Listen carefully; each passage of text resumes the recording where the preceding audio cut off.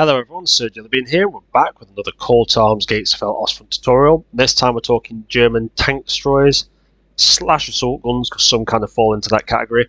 So some new players might be thinking why I'm doing the video. It's mainly because people think of these as normal tanks. The main thing is, what do they lack? A moving turret. The gun is mounted forward and it only has so much horizontal movement.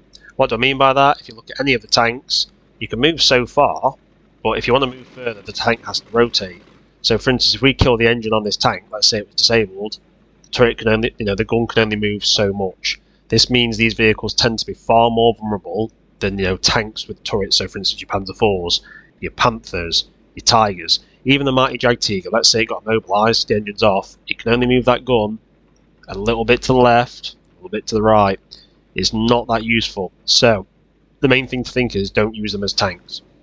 Now, obviously, if you watch some of my series, in Conquest Enhanced, you see me using some of these vehicles, and you do kind of use them as kind of tanks as well when they're assaulting, but once they get tracked, the effectiveness of them drops massively.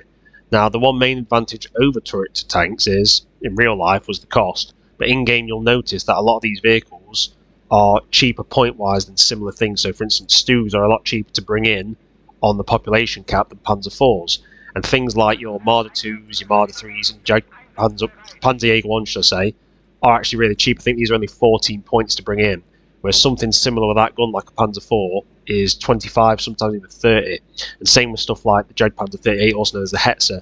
You're getting a very powerful weapon, and normally pretty good armour on some of these, for less population cap, but similarish manpower for balance. Now, the thing to notice against differences is also the kind of weight class of them and how useful they are. So the early stuff, like Panzerjäger, should I say, sorry, the Marder III and the Marder II are very light. These are like kind of what I would actually call proper tank destroyers. Lightly armoured, they were made in the war as stopgaps when they need to deal with heavy Russian armour, and basically they strap a big gun on them. Now, these ones actually have the full-on Pak 40 inside, so these actually have a stronger gun than the StuG III and the StuG Def, and even the Hetzer. They have the, as you can see, even though that says Pak 40 L43, Pak 40 L46, and that has the 46 as well. So these two have some of the strongest guns out of all these until you get to the heavy tanks. The only disadvantage, obviously, open-topped, light armour, and in this case the Marder III, very high profile. These, when you use these, very effective against tanks, but they can't survive much. They're easy to flank, you can even kill them with mortars. These should be held behind the line and rushed forward when you need to deal with a tank. And obviously defensively, if you can dig them in a good choke point, somewhere where, maybe behind the lip of a hill, or if you can dig them in with engineers, they become highly effective. But even the humble Panzerjäger I with that little 4.7cm pack is good at the start, and they can, research-wise in Conquest, they're not too expensive to get to, so it gives you an early option for some good anti-tank that is mobile, but obviously when you're lacking research points. Next we get on to things like the Hetzers and the StuGs, which are similar. The Hetzer was, I believe it was a Hungarian design that got changed. Now this is a great little tank destroyer, an ambush tank. It does have that little radio-controlled machine gun. It's very powerful and it's quite small. As you can see, look how tiny that tank is compared to some of the other ones. So it's quite difficult to hit. Now the only disadvantage of it, it's lacking any coaxial MG. Even though the one on the top is quite useful, it's quite vulnerable to infantry. But it's definitely a good ambush tank, and I really like these on defence. You can get them in tiny little spots in between buildings. Now, if you look at it, it carries a fair bit of ammo, but not as much as some of the other ones. And obviously, you'll find this with a lot of these tanks. They carry less than their turreted allies, or turreted tanks, similar versions, because obviously they can also store ammunition in the turret, whereas this had the main gun inside the hull, so they carried less ammo. But it's a great little vehicle. It's something to think about using, even though it looks pretty ugly. But it's definitely an interesting research tree to go down if you don't just want to rush to Panthers and Tigers and Ferdinand and stuff like that.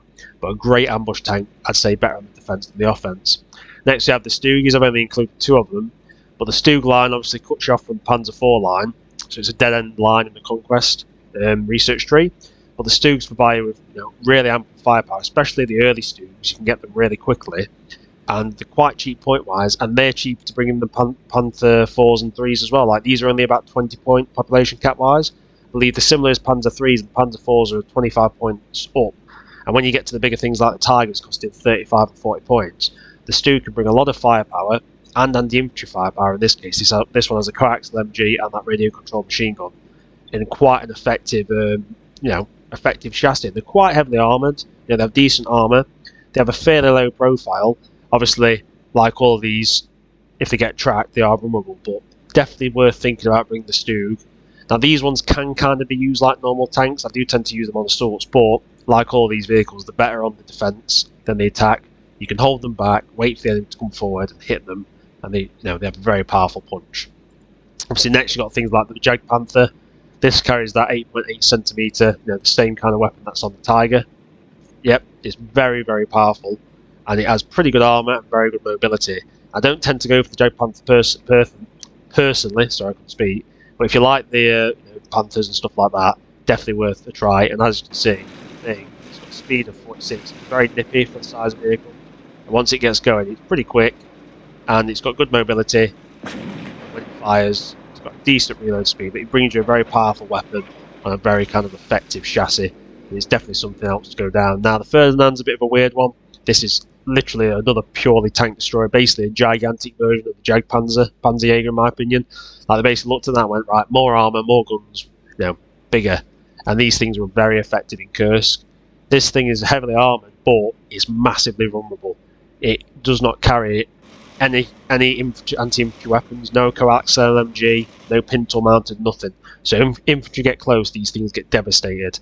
So these definitely need to be kept behind the front line, or in a supporting role, or you need infantry dug in next to it.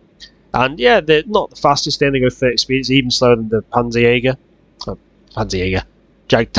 should I say. But yeah, it does have very powerful armour, but as you can see, even on the front, it does have quite a few flat areas, and that big roof bit there, I always find I get hit with mortars and stuff directly on it. It's very vulnerable for that. So yeah, definitely, if you really want a very powerful tank destroyer, you can bring it, but in that case, you'd be better off with the Jagdpanther.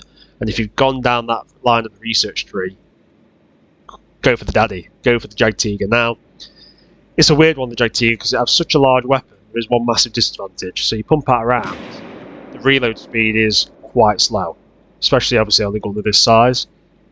It does have obviously some MG support, coaxial, and you obviously have that mounted, which could be quite useful.